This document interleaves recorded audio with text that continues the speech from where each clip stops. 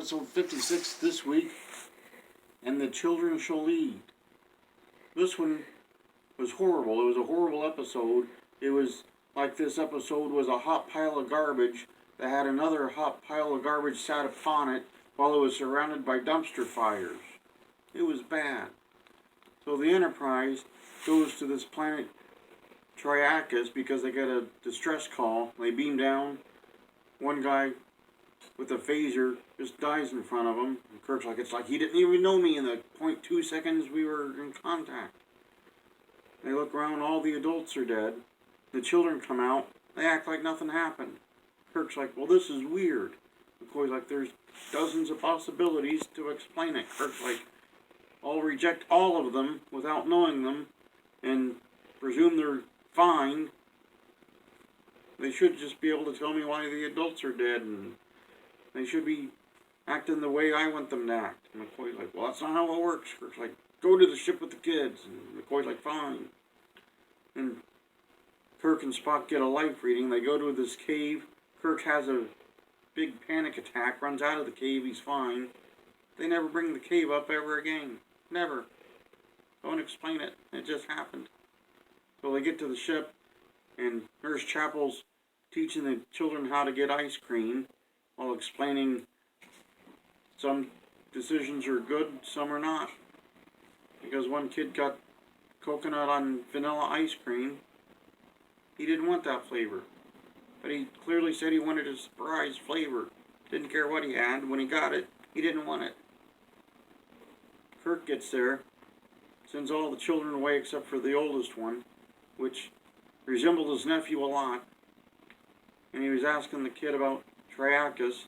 The kid was acting like he had no idea what was going on with that. Everything was fine, he said. And he's like, I'll just go back with the other kids. I'm tired. Kirk's like, I'll show you. He's like, no, I know the way. He didn't know the way. He'd just gotten there. How would he know the way? But Kirk just was like, oh, I guess he knows my ship. Like, kids do this weird nursery rhyme thing, and a big ghostly spirit arrives.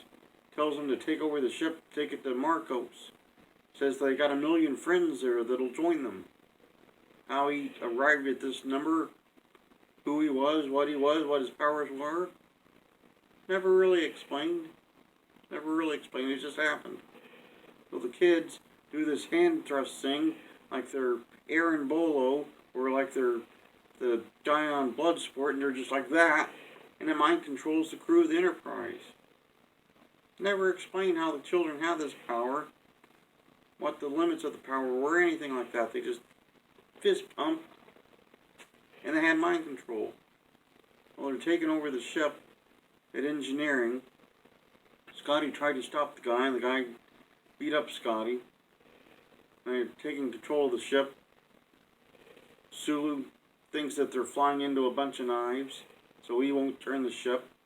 Uhura tries to send a message to Starfleet for help, and this conveniently placed mirror that was never there before shows her that she's in her hundreds of years of old. And Uhura freaks out and just starts bawling her eyes out the whole rest of the episode. The whole rest of the episode, she just sits there, looks at the mirror, and just bursts into tears. She knew she wasn't really 110 years old, but yet she thought she was.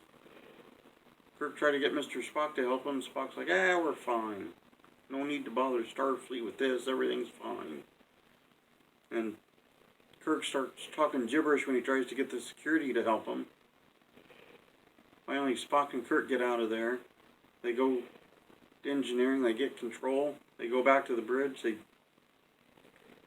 play the recording of the children's nursery rhyme, which summons the big ghost thing. And Kirk's like, watch these videos, children. Look, your parents aren't really fine on Triacus. They aren't happy. They're dead. Look at them, all dead. Dead in the tombstones there. Then the children start bursting into tears, and the big spirit thing, Gorkon, evaporates. He just evaporates because the children were sad or something. Never explained what happened. And that was pretty much it. Everything was fine.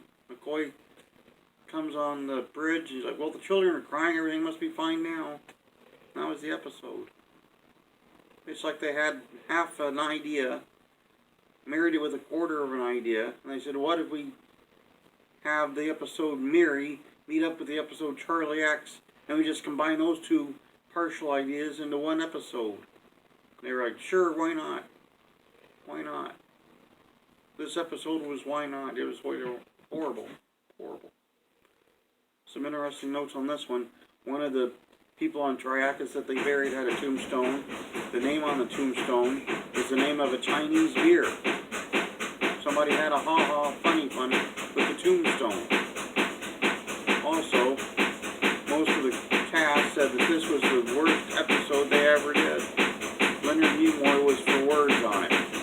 Hated the episode. Hated it with the passion. Also, the guy that was the spirit, ghostly guy, Gorkon, he was a lawyer named Melvin Belly, famous lawyer, rarely acted. They did some stunt casting because he was in the news. And then this Melvin Belly guy, he got his son a gig as one of the children. That poor kid never acted before or since. Star Trek was his only acting experience, and it had to be this episode. No wonder he left Hollywood. No wonder. It was a terrible episode. Stunt casting with the guy that wasn't really an actor, even though he did reasonably well. His role was fine. His acting was fine for a lawyer, but they had no story. They didn't flesh it out. They were just throwing stuff and saying, just shoot it anyway. Never explained that cave thing. Never explained the powers. The nursery rhyme. Also, the nursery rhyme changed when they played it on the tape. The children said it a different way from what they had it play on the tape. They didn't even check that in continuity. But pretty much, that's it.